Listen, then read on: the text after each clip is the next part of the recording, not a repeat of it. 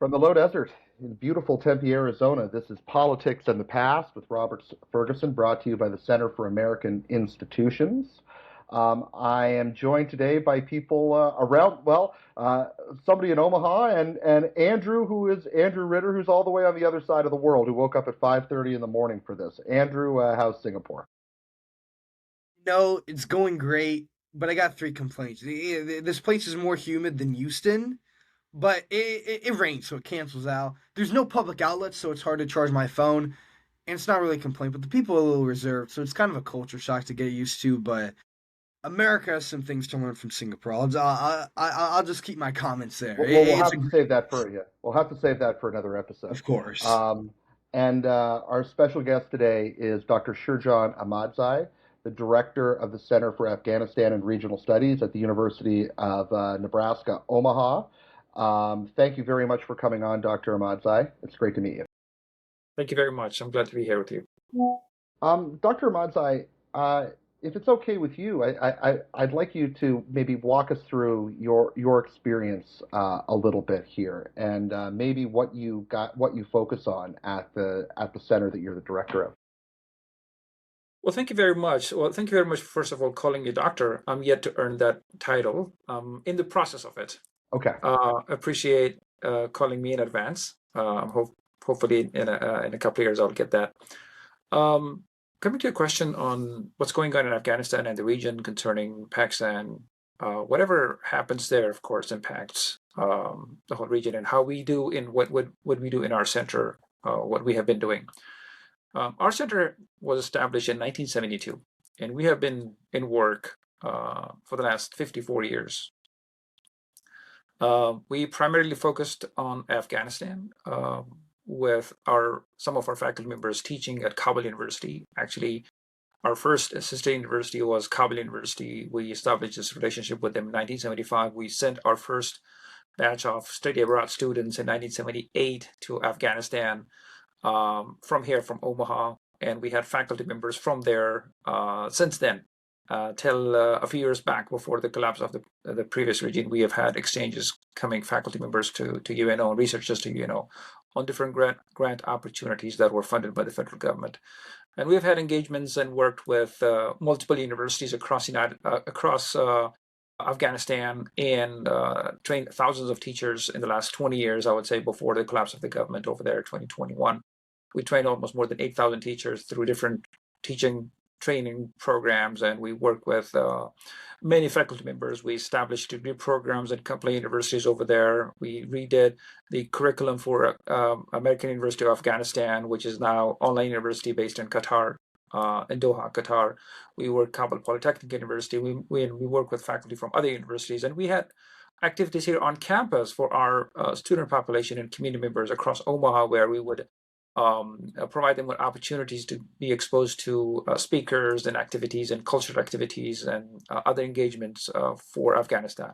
When I took over the center in 2016, I expanded our scope from Afghanistan beyond to Central Asia and South Asia, because we were already doing activities and partnerships with universities and other institutions of higher education in Central Asia, for example, in Uzbekistan, Kazakhstan, and Tajikistan. And then in South Asia, Pakistan, India, Bangladesh, Nepal. We've had visitors, scholars come here. We had researchers conducted in the region. So it made sense to expand it beyond Afghanistan. And that's why we renamed our center, the Center for Afghanistan and Regional Studies. And I teach a class on geopolitics of Central Asia, South Asia on campus. So that covers all of what we have been doing for the last 54 years. Wow. Wow. I mean, so I want to just be clear. So you were training a lot of the teachers who were going into the new schools across Afghanistan in the wake They of were. Yes. in the wake of 2001. And so they were coming to Omaha and you were training them, or you were training them there? How? A combination of both. We did bring a lot of women teachers to Omaha. Um, Almost 200 of them came to Omaha, different programs. But most of the trainings that we did were for schools was done inside Afghanistan through our training, the trainers program that we train other trainers to continue training, snowballing the effect and expanding it to other to other schools across Afghanistan. And we worked with a lot of Afghan faculty members from other universities. We brought them here to UNO, and we also took them to third countries with our faculty going and visiting them. For example, we took them to India. We met together in India for different training activities, and in UAE and in Turkey. So we had a different approach when some of them could not come to the United States. Okay. So, let me ask a hard question. What was it like in 2020, in 2021, pulling out? You obviously had did you have infrastructure and people in the country at the time? We did. We did. It was a difficult decision to close our office in Kabul, December 2021. It was difficult to operate given the situation over there. Security was uncertain, and with the loss of funding also, and the loss of our operations area, because we were mostly engaged with women teachers in schools, and when women teachers in schools were closed, so there was no service area to provide to. And that made it difficult for us to make a difficult call to close in our office. Most of my colleagues, we had a staff of 10 people for a project office in Kabul, are still in Kabul. Unfortunately, none of them could be evacuated, and they're still in Afghanistan living. But our operations ceased to exist there because our field was education. We couldn't work there. So, I'd initially intended to ask about the geopolitical situation between Pakistan and Afghanistan, but your experience with schools in Afghanistan has got me thinking about a couple of other questions. And so, during the peace negotiations between the Taliban and the United States back in 2019, 2020, and 2021, and in the wake of the Taliban's capture of Kabul and the country, there was an effort on the Taliban's part to sort of look like a kinder, gentler Taliban, especially when it comes to women's education. Even though they said, well, we're not going to allow it quite as it has been under the Americans, but we aren't going to roll it back to where it was maybe when the Americans first arrived in 2001. From what you've seen, what's the educational picture in Afghanistan right now? Well, the initial expectation and what we thought would happen was based on what, during the negotiations, many Taliban leaders promised the world in front of media. Anybody can Google a lot of leaders from Doha where they said women would be able to go to school, they would be able to work. We would preserve many of the gains that we made in the last 20 years. Unfortunately, especially in the women education, that promise was not met. Everybody expected that schools would be open for girls. Unfortunately, that is not the case. Schools beyond sixth grade are closed all over the country, including universities are closed for women. Not even doctors could go to school and become women doctors. So the promises that were made publicly, unfortunately, were not met. So it presented a totally different picture against our expectations. How long did it take for them to go back on their promises? Was it immediate, or was it over the course of a couple of years? Well, actually, it was a couple of in the course of a couple of months, actually. Okay. Less than a few months, where the decree was issued that all schools for women or educational opportunities for women are supposed to cease to exist, and no opportunities were there for them. And the collapse happened in August. There was a gap of about 3 months where schools were completely closed, and we were expecting by March of next year the opening of a new academic year. All the schools would be open, which did not happen. So in the meantime, after that, they claimed that it was announced that it's a temporary decision, but the temporary decision has gone far more than 4 years. Yeah, I remember reading that, they've sort of promised, well, even in the wake of that decree, that like, oh, well, women who had already started university would be allowed to complete it or something like that. But Yes. I don't know if that actually, if any of that was. And none of them has materialized, actually, unfortunately. No women were able to continue their education, both at school level or higher education. So, what, to your estimation, in your estimation, Why did the Taliban go back on their promise? Well, there are multiple interpretation of the laws, the Islamic laws. According to many leaders in Taliban, it's not having a belief in girls getting modern education. According to the interpretation that they have of the Islamic laws, is that women do not need to provide for their families, thus they don't need education. Men are supposed to provide for the families, thus they need education. And plus, by the word education, the definition is the religious education rather than modern education. So it's quite a different interpretation than the rest of the Muslim world has of the Islamic laws of Quran. That's a huge difference between how Quran is being interpreted, and many Muslim scholars, including many inside Taliban circles, have express their concerns and objection on this decision. But whoever is in the power in the country right now, they have the steering wheel in their hands, and they're driving the country to a direction as they interpret the laws according to what their interpretation is. Andrew, have you got anything you'd like to ask us? Want to get you involved here?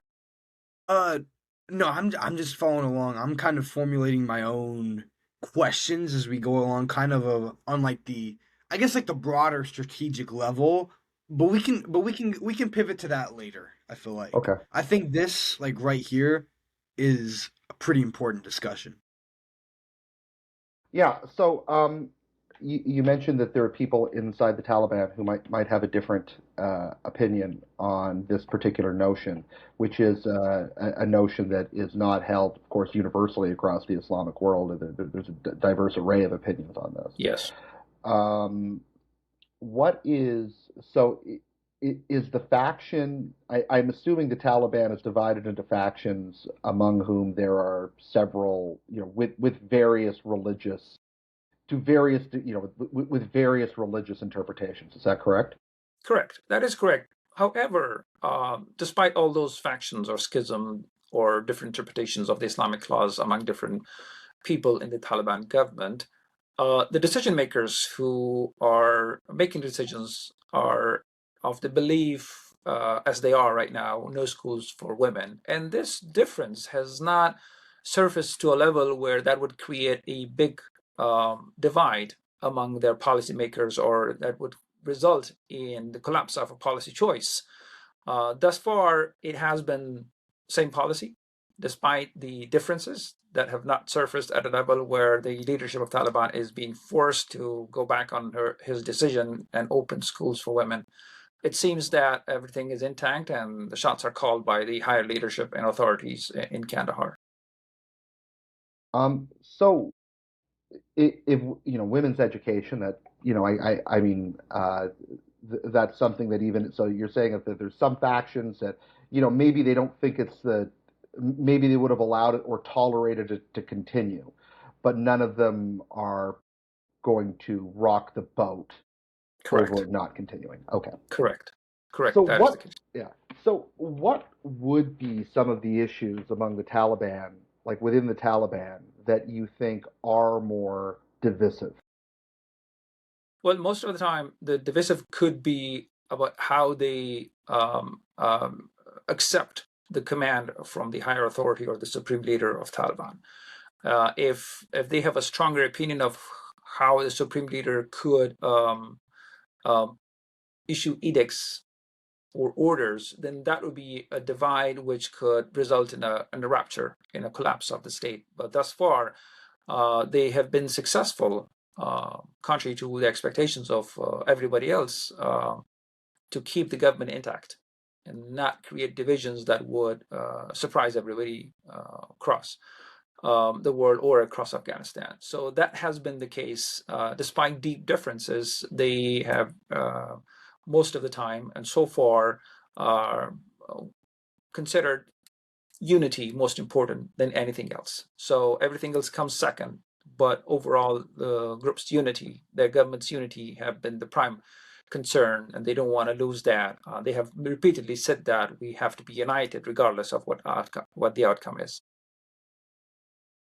So you mentioned the supreme leader a couple of times. Can you talk a little bit about who that is? You mentioned that they're in Kandahar, and I do remember, just again from back when Afghanistan was in the news every day, that's the kind of the more uh, conservative spiritual center of the country. Correct. Correct.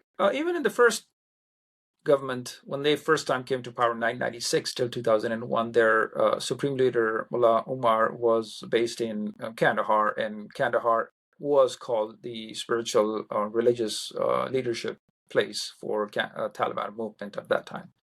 With the same practice, when they came to power in second time, the same practice was continued. Supreme Leader Mullah Hibatullah Akhundzada still resides in Kandahar with his council of elders or religious leaders. He still dictates all the policies. He still leads the government. However, for operational purposes, bureaucratic system is based in Kabul, the national capital of Afghanistan. But for political and religious reasons, that leadership still resides in Kandahar. Is the Taliban still primarily Pashtun, or has that changed since? Well, it's an interesting dynamic.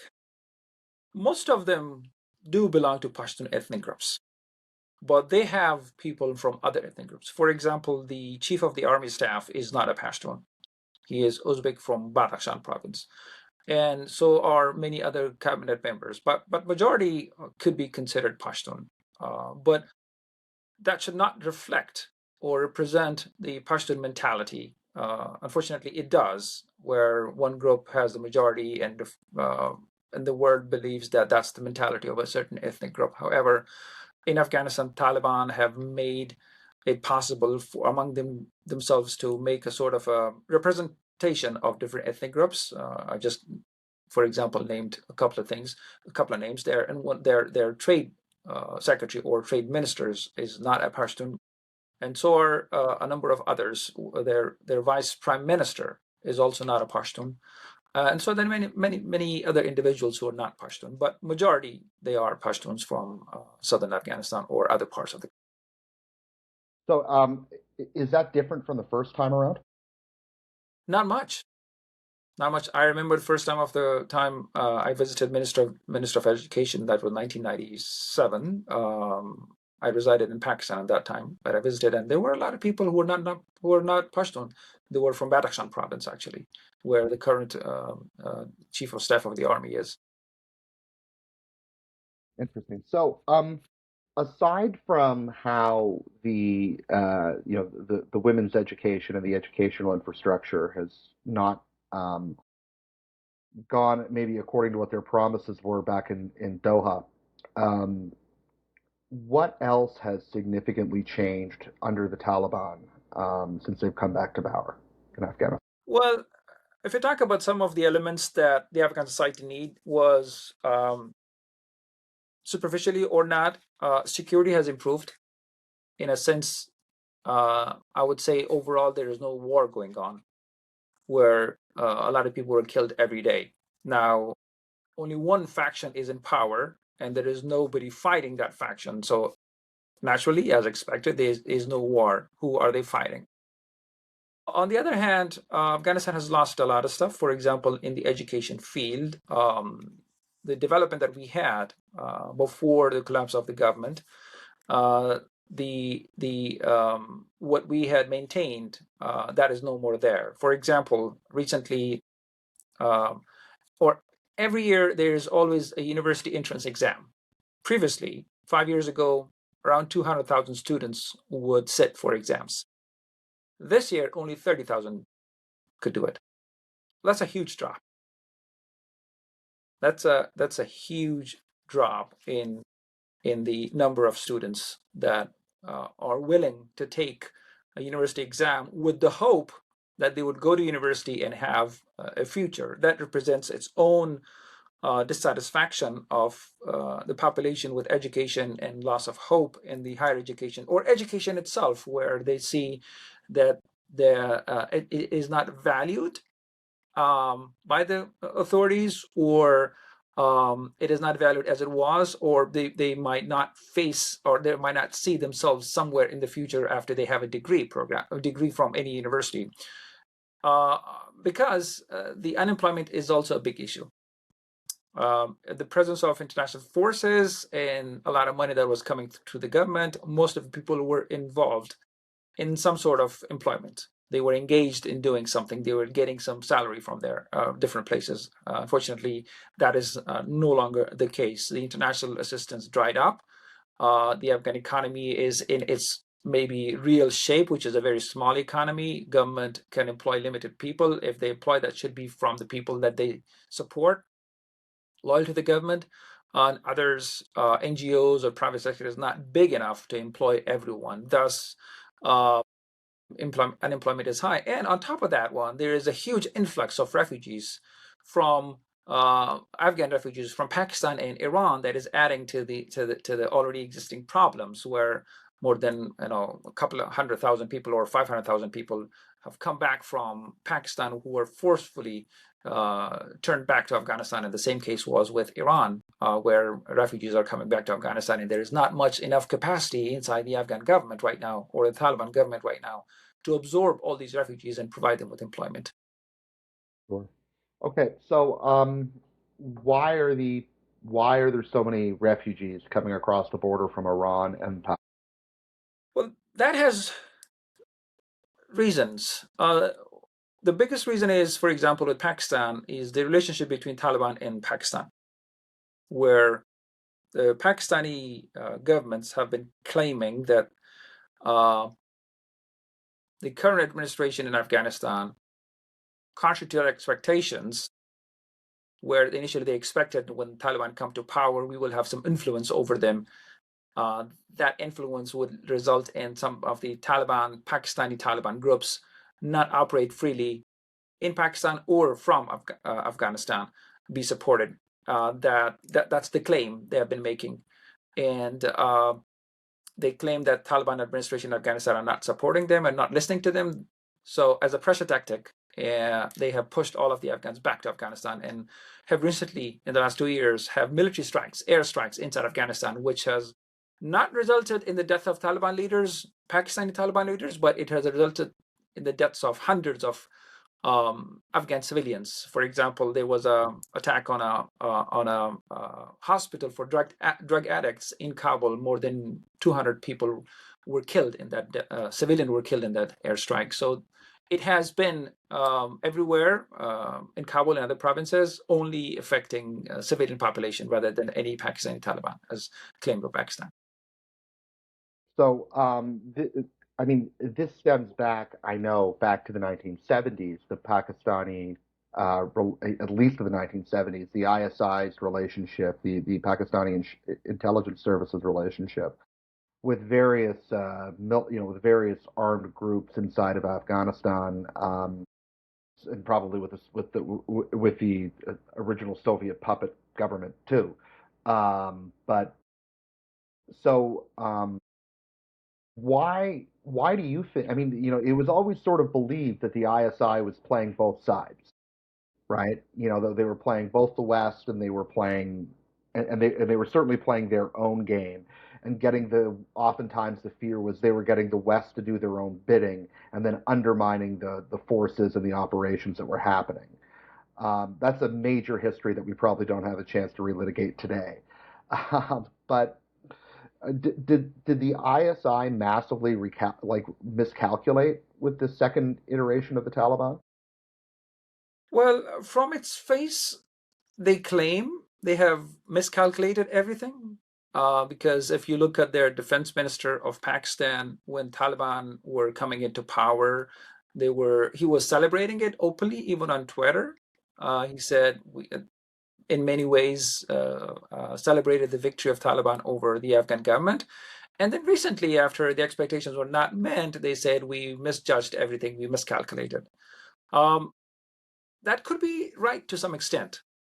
But given the historic relationship between elements inside Afghanistan and ISI, it is not 100%. It could not be 100% true, because I think they still hold influence in certain elements inside Afghanistan, but of course they have lost influence in other circles that is not resulting to meet their expectation. Thus, it resulted in bad relationship or not good relationship between Afghanistan and Taliban administrations right now in Kabul, and it resulted in the influx or forceful departure of Afghan refugees from Pakistan to force the Taliban administration to listen or heed to their demands.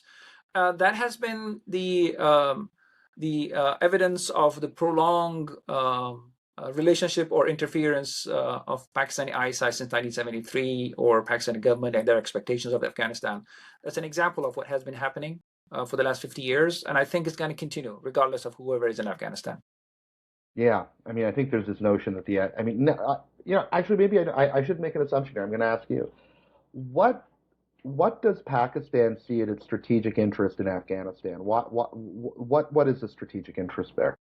Well, the initial calculation was they were calculating they were betting it against India when they were in war with India, and they thought if there's something happens, they need to have um, a friendly nation in the backyard, which was Afghanistan. Afghanistan has never attacked Pakistan in its history compared to what happened between India and Pakistan. All the wars that happened, the major wars between Pakistan and Afghanistan, Afghanistan has always maintained its neutrality. Even 1965 war, Afghan government officially told them that don't worry about us, we're not going to attack you. Take up this opportunity, you continue defending yourself against India. But the assumption was that if Pakistan collapses, they need a strategic depth so they can go back and regroup and fight against India. With the nuclear weapons, that idea has collapsed. You don't need a strategic depth when you have nuclear weapons. So, but even then, there are certain dynamics inside Pakistan that cannot afford a economically prosper Afghanistan or a stronger Afghanistan, because there are other elements such as the identity of different groups in Pakistan, different ethnic groups in Pakistan that associate themselves with other countries such as India and Afghanistan. If you look at the history of Pakistan, many scholars would probably have a different opinion, but I think if you look at the Pakistani identity, it's made up of two identities, Indian and Afghan identity. If you look at the river, Indus River, that divides Pakistan into two portions, east and west, the people to the east more or less associate themselves with, culturally, linguistically, and religiously associate themselves with India. And the people to the west of the river, which is the Pashtun and the Baloch population, they culturally, linguistically, even on their appearances, associate themselves with Afghanistan, in certain degrees to Iran, because of the Baloch and Shia population over there in Pakistan. And that creates a dilemma within the Pakistan creation or establishment, or its being, existing itself, that Pakistan, some policymakers would like to have their own national identity, and this crash of identity is making it difficult for them to accept anybody else where their own population could look up to or look towards. Thus, with India, they have the natural enemy status forever. With Afghanistan, they cannot afford that too for Pashtun population. That's why whenever there's prosperity in Afghanistan, most of the Pashtuns kind of look towards Afghanistan for identity purposes rather than internally within Pakistan, because to some extent they do not feel that identity inside Pakistan, regardless of the fact that they call themselves Pakistan. Whenever there's identity crisis, they look, we are Afghan, because automatically they call themselves Afghans, and all Pashtuns call themselves Afghans. That is one of the sticking points in the identity crisis of Pakistan, which is making them have a different position against Afghanistan. And on top of that, there's also the question of the border dispute between Afghanistan and Pakistan. The Duran line that was drawn by the British was never accepted by Afghanistan as international boundary, and that is one of the sticking points, bone of contention between both countries. Hmm. So, if I recall correctly, and again, this is going off of knowledge from, embarrassingly now, a decade ago and probably earlier, the Waziristan region straddles the border between Afghanistan and Pakistan, correct? It kind of does, but most of it is within the political boundaries of Pakistan. The Waziristan is within the political boundaries of Pakistan. Okay. And is that and I know that's west of the Indus River, but is that predominantly Pashtun or Afghan identifying? It is predominantly 100% actually. Okay. And so it would be in the Waziristan region that most of the Afghan refugees would be being pushed from. No, not exactly. Most of the Afghan refugees did not live in Waziristan region. Most of them live in the rest of the provinces. Most of them live in Khyber Pakhtunkhwa province and Baluchistan province. Waziristan was part of the federally administered areas of Pakistan. They call them FATA, federally administered tribal areas, which was a remnant system of the British Empire, where they called it a buffer zone between Afghanistan and British India. They called it frontier, rather than a border between British India and Afghanistan. And Waziristan is one of those 7 federally administered agencies operating at that time. Now they are not. They are constitutionally now part of the proper Pakistan, but still dealt with under the colonial laws. And that perspective has not changed dramatically or in a higher level. So what was the excuse then by the Pakistani government in actually pushing out the Um, the current relationship between between them and the Afghan government, the current Afghan government, they want but it has a little bit of history. Some of them elements in Pakistan political circles claim that the Afghans have been burdened on their economy, which is not true, because all of these refugees do not depend on handouts from the government of Pakistan, but actually they work, they have businesses, and they rely on remittances from other countries that go into Pakistan. Pakistan does not recognize refugees because it's not signatory to the refugee contract, the international agreement, and they does not recognize them as legal refugees who are given legal statuses. In like here in the United States, if a refugee comes and they become legal refugees, and state is supposed to provide them with handouts or assistance. Most of assistance that came to Pakistan was international, came from the United States or many other international communities that gave directly through UNHCR to Afghan refugees in Pakistan. So the Pakistani government was not responsible to provide for any Afghan refugees in Pakistan.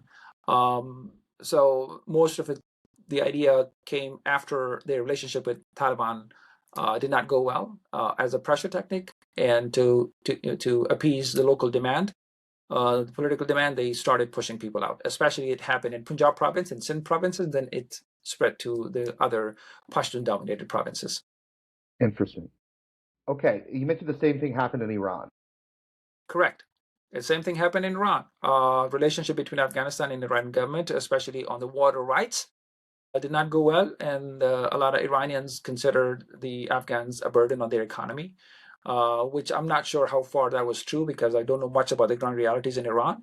The same political pawn for various reasons, and to appease to their local hardliners.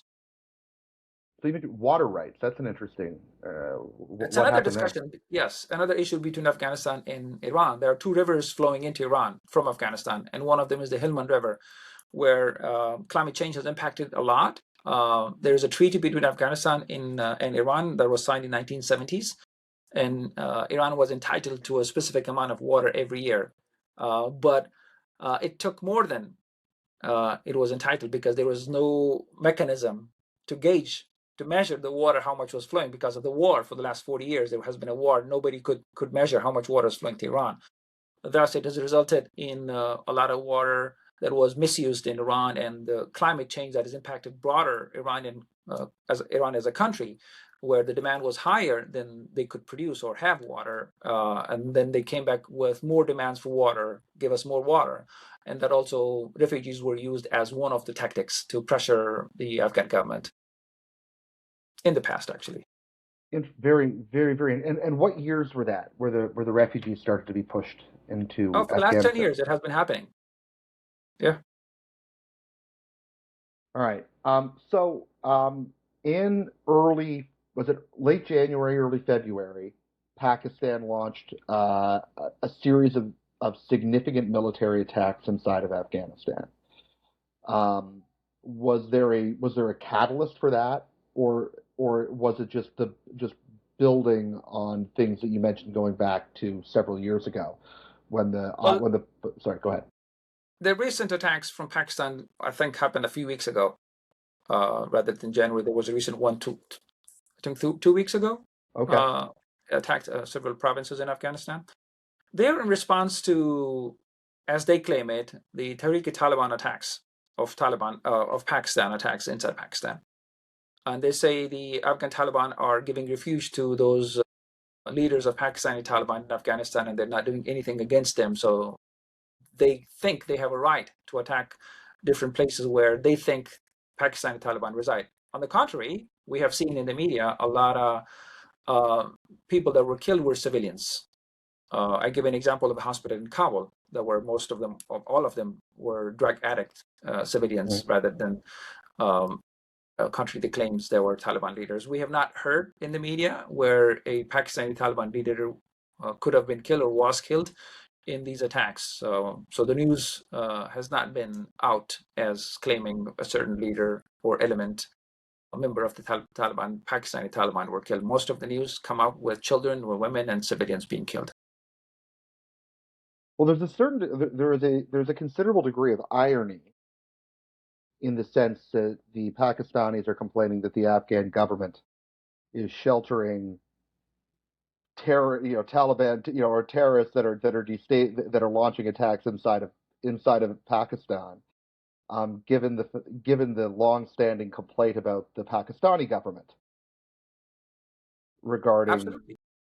and complaints that the Pakistanis would make, rightly or wrongly, that coalition forces in Afghanistan would violate Pakistani sovereignty in order to chase down some militant. It is ironic where when the international community was in Afghanistan fighting then the Taliban, most of the leadership was in Pakistan. And everybody was saying that Pakistan is giving refuge to these leaders who are attacking the Afghan forces of that time and the international community forces before 2021.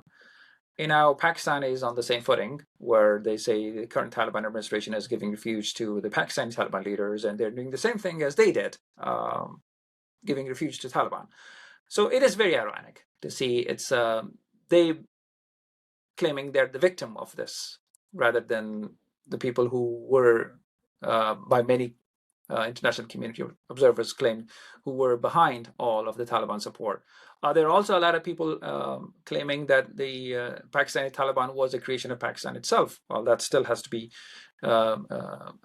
researched further, but it wouldn't be off if somebody says they were also created by certain elements or arrangements or situations within Pakistan that resulted in Tehrik-e-Taliban Pakistan as a faction that supported Taliban then, and as they claim they're supporting Taliban now.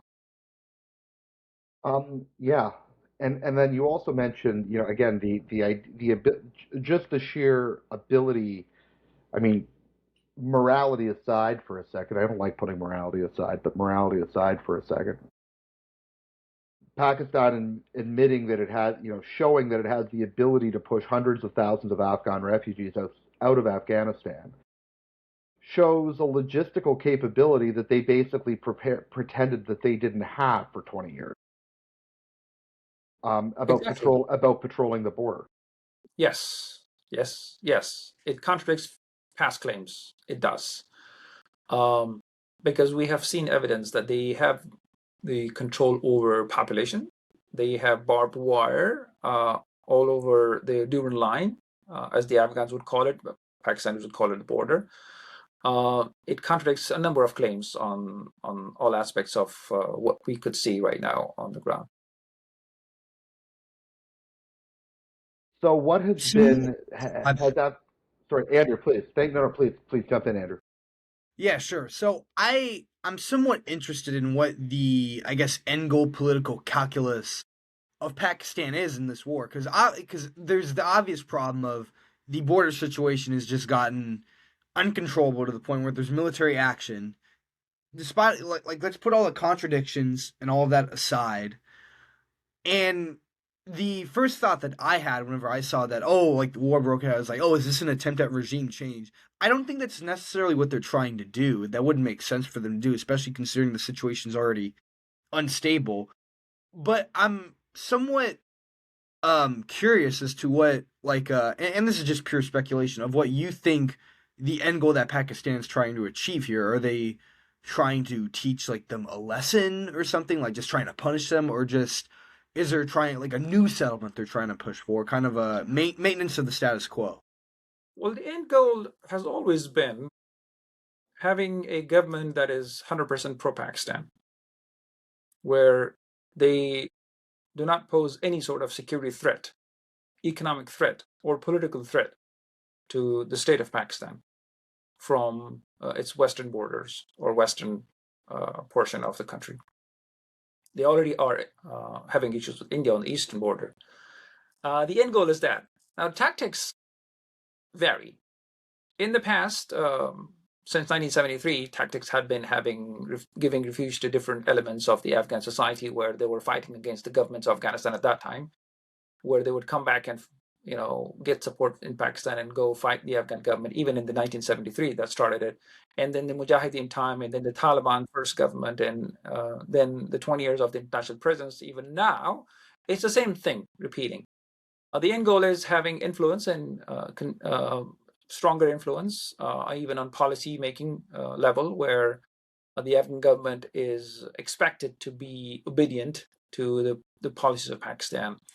But what we see right now is definitely not a regime change, because there is no alternative to Taliban in Afghanistan right now. They are not being challenged by any internal force that is strong enough to challenge their authority. And any chaos in Afghanistan is not benefiting Pakistan itself, because Afghanistan without any sort of governance would result in a proper civil war, where it opens gates to a lot of other groups that could be used or could be against Pakistan or other countries in the region. So not only Pakistan, but also the other countries do not want to have an Afghanistan that is not governed by a central authority such as they have it right now under Taliban.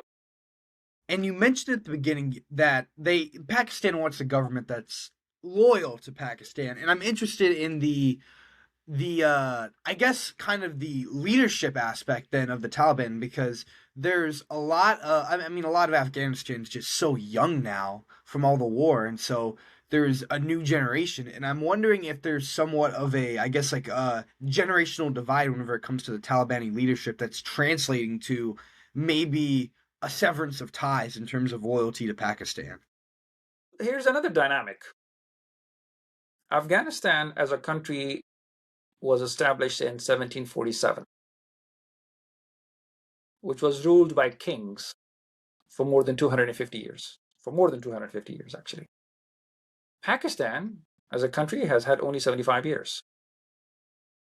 Anybody, regardless of who they're loyal to, even if they're 100% loyal to Pakistan before coming to Afghanistan, once they come and they take the realms of power in Afghanistan, there's another feeling. Then you become the leader of a country that has more than 250 years of experience. And how come you want to be obedient to a country? It's political psychology here at play. Why would you follow a country that is 75 years old, despite the fact that Pakistan is hundreds of times stronger than Afghanistan? But the sheer history, the sheer psychology plays into the factor of leadership itself. It's an older country compared to a newer country. And it doesn't matter how loyal a leader is to Pakistan.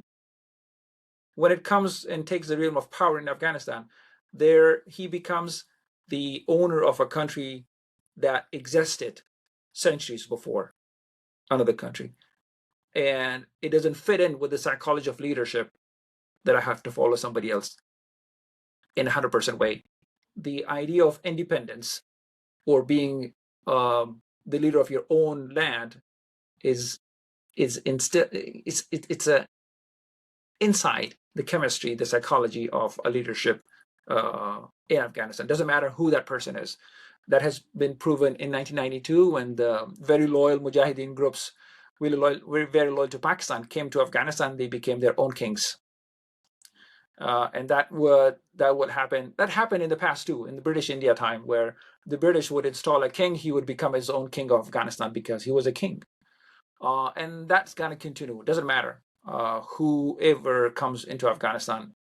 There will still be the mentality that I'm the leader of Afghanistan. And the 100% loyalty should not be expected. Yes, better relationship, better policy coordination and collaboration could be expected. But if you say you have to be obeying whatever the other country says, I don't think that's going to happen. So it's the centuries-long history that kind of prevents, and it puts Afghanistan in a unique position because of geography, because of culture, that it just when you're in charge, it's not. And I don't want to say client, but like you can't. It's kind of hard to turn Afghanistan into a client state, and and I'm thinking of the Soviet Union putting client states in Eastern Europe. You can't have that and that actually that's a good connection because it's probably I mean that's definitely one of the reasons why the Soviet government in Afghanistan failed is because like you just can't put a satellite government in charge. I mean, and you can look at culture like the Afghan people are just a very independent people, and that doesn't translate well when you're trying to create or establish a sphere of influence. And like you said, you can establish friendly relations. I mean, the previous government had friendly relations with the United States, but you can't turn it into what some critics would call, oh, it was a client state. I would argue that the Afghanistan of the previous administration wasn't really a client state, Correct. as much favorable ties it had. Correct. But you just can't do that with Afghanistan. Correct. We have seen examples of this one when the British tried to install two kings in different eras. It didn't work.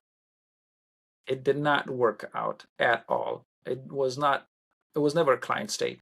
Although, to a large extent of the history of that time, Afghanistan foreign relations was directed or led by the Brits, but still it was an independent state of its own. So that history is still there, and I think it will continue. So you mentioned that because the Pakistani notion of regime change in Afghanistan isn't really plausible because there isn't really a plausible opposition force. The last time the Taliban was in power, the Northern Alliance was at least able to control some area, right, in Afghanistan between 1996 and 2001. There's nothing like that in Afghanistan at this point? No, not a strong faction that could threaten the authority of the Taliban government in Afghanistan. No. And the world doesn't want it to, because a fraction is not strong enough. The United States doesn't want it to. There is no other fraction that could be strong enough or could be trusted with the power that could be given to an authority. And that's why we have the United States has signed this deal in Doha. And I'm sure parts of the hidden elements were fighting the terrorist groups in Afghanistan, like ISIS-K and others who could potentially threaten the interests of the United States. That's why we promised to give them at least $40 million, as has been said every week, to maintain the status quo, of economic status quo in Afghanistan. That's why there is kind of a consensus among the international community to let Afghanistan be as it is right now, rather than stir it into something different. Mm-hmm. Is ISIS-K a presence anymore in Afghanistan? It is there, but it has been badly beaten by Taliban. So they're not at a level where they could pose any serious threat to the authority of Taliban, but it is still there. Sorry, Andrew, please. In terms of foreign interaction, I'm pretty sure Russia recognizes the Taliban government as like the legitimate government of Afghanistan. Do you see kind of like a wave of recognitions following suit after that, or yeah? No, I have not seen. I have. It's China, it's Russia, it's Uzbekistan, for example. A few other countries have recognized them as the legitimate government, but not everybody has not considered them as the legitimate government that is representative of the Afghan population. More or less, it's more of a practical approach. Practical approach because those countries need to do business with Afghanistan. The countries need to be in consultation with Afghanistan because the potential negative impact or results of not being in touch with Afghanistan are more than being in touch. Because there is no good for anybody not to be engaged in Afghanistan in any manner. But that does not mean they have politically or diplomatically recognized the current administration in Afghanistan, which is like Russia has done it. China has the Taliban ambassador there. Pakistan has the Taliban ambassador there, but they don't recognize it as they used to in their first term, or they used to recognize the previous government in Afghanistan. So does Uzbekistan and a few other countries. But the stance is more of practical reasons, where countries like Uzbekistan and Pakistan, Iran, and others, they have diplomatic relations, but the full recognition is not there yet. What has relationships been like between the Taliban government and, I mean, I'm not necessarily speaking officially, but and other Central Asian neighbors? It's based on economy. Every country has its own interest. For example, Uzbekistan has economic interest in Afghanistan. It cannot afford being distant, being closed. So does Turkmenistan. So does Kazakhstan.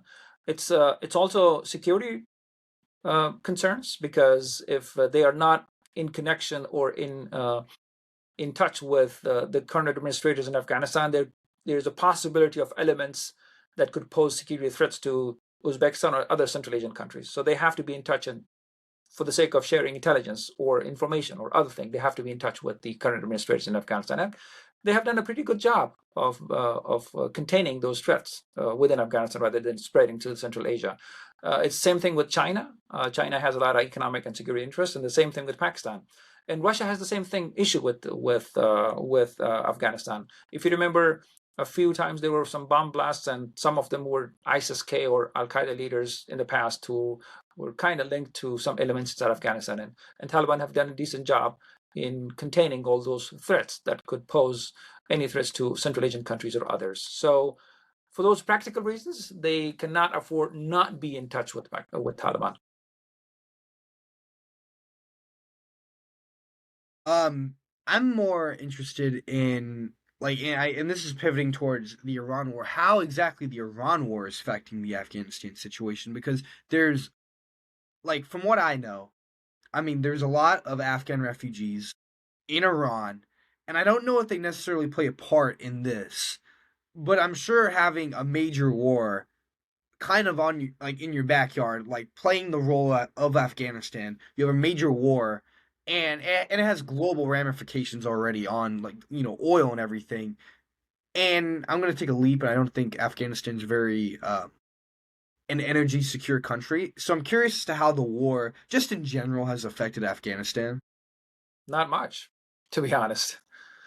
The war in Iran, the war between the United States, Israel, and Iran has not impacted Afghanistan at a level where it has impacted United Arab Emirates, Qatar, Kuwait, or Saudi, or other countries around the world. Yes, in global market, Afghanistan is not also alone. It will have its own impact on it, but Afghanistan has other resources. Like the past governments in Afghanistan has maintained good relationship or established new relationship with Central Asian countries. Afghanistan also gets its oil from, or gas from, Turkmenistan. Afghanistan gets its economic goods from other Central Asian countries. Although the trade between Afghanistan and Pakistan has been closed for the last almost 1 year, no trade between Afghanistan and Pakistan goes, but nothing went bad because they still supply. They get their supplies from Central Asian countries or others. Iran is still very friendly with the current administration in Afghanistan. They have been providing them with all what they need and not impacting anything, because Afghanistan is not a big country of 100 million people. It's 40 million people. The needs are not as big as it could be somewhere else, and the needs are met by the supply so far they are getting from other countries. Yes, Afghanistan is not producing a lot, and it does not have a huge industrial base, and that's why unemployment is huge. But that is not because of the Iran war. That is because of the other elements or dynamics within Afghanistan. Interesting. Yeah, I mean, its structural challenges are sort of independent of what happens in the Persian Correct. Gulf. Correct. Right. Interesting. So, it has stopped a route for trading that was coming through Iran to Afghanistan, but it has not caused a big blow yet.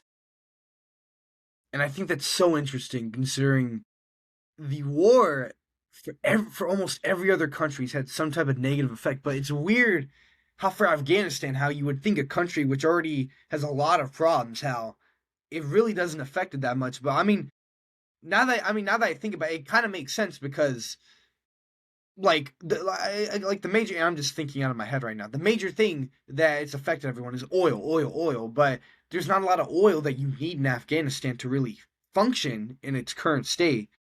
I find that so interesting, and this is more like country to country specific than with Iran and Afghanistan. But how do the two, in the context of the Hazaras, interact? Like, And this also goes back to a broader question of, I guess, like national unity. Is how is Afghanistan comprising of Pashtuns, Hazars, Uzbeks, like Tajiks, interacting with all these countries who, there are, what's it called again? Farsis in Iran. There's Uzbeks in Uzbekistan, Tajikistan in Tajikistan, and there's Pashtuns primarily in Afghanistan, but also some in Pakistan.